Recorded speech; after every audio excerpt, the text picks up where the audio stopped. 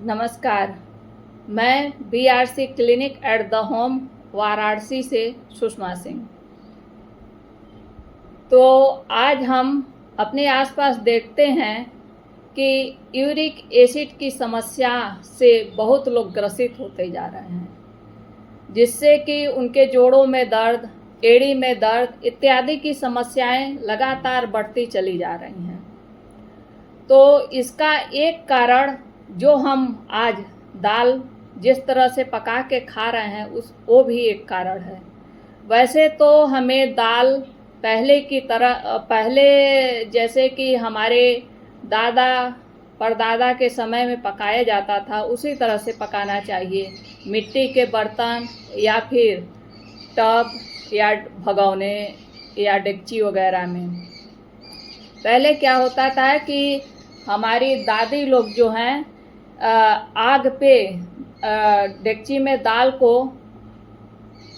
और पानी को डाल के रख देती थी और धीरे धीरे जब वो पकता था, जब उसमें उबाल आता था तो फेन की तरह झाग निकलता था और वो अपने आप बह जाता था। ये नेचर का एक प्रोसेस है कि नेचर को हम यदि सही ढंग से पालन करें तो आप देखते हैं कि ये दाल का झाग अपने आप कैसे निकल के बह जाता है। कुदरत जो हमें नहीं खाना है उसे अपने आप निकाल देता है, लेकिन हम आज बहुत स्मार्ट बनते जा रहे हैं, जिससे कि हम बहुत से रोगों से ग्रसित होते भी जा रहे हैं।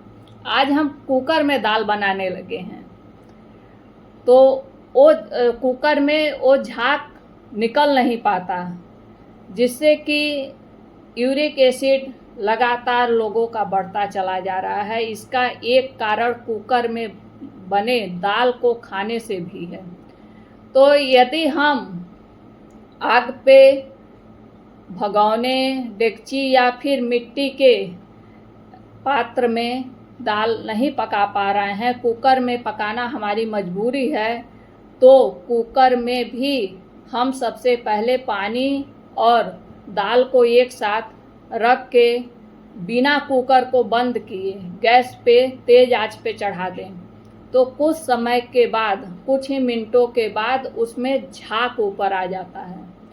तो हमें क्या करना है कि उस झाग को निकाल के फेंक देना है। फिर उसके बाद उसमें नमक और हल्दी डाल के कुकर बंद करके दाल को पकाना है। इससे वो जो झाग है वही यूरिक एसिड बढ़ने का कारण है। तो जब हम कारण को ही निकाल के अलग कर देंगे तो हमारा यूरिक एसिड धीरे धीरे सामान्य होने लगेगा। वैसे आप मिट्टी के बर्तन में ही भोजन पकाने का प्रयास कीजिए। दाल पकने में इतना अधिक समय क्यों लगता है, कभी आप सोचे हैं? ये कुदरत का नियम है कि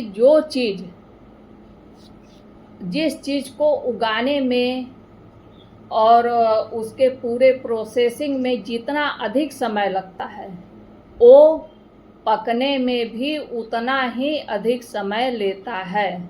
इसलिए जो अरहर का दाल है ये हमारा 1 वर्ष का फसल है।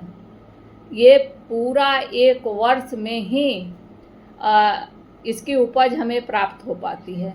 इसलिए दाल बनने में अधिक समय लगता है। तो आप मटके में थोड़ा सब्र रख के धीरे धीरे दाल को पकने दें। कुकर का कम से कम प्रयोग करें। यदि कुकर में ही बनाना आपकी मजबूरी है तो सबसे पहले उसको बॉईल करके उसका झाग निकाल दें, फिर उसमें हल्दी नमक डाल के दाल को पका के खाएं। जय हिंद।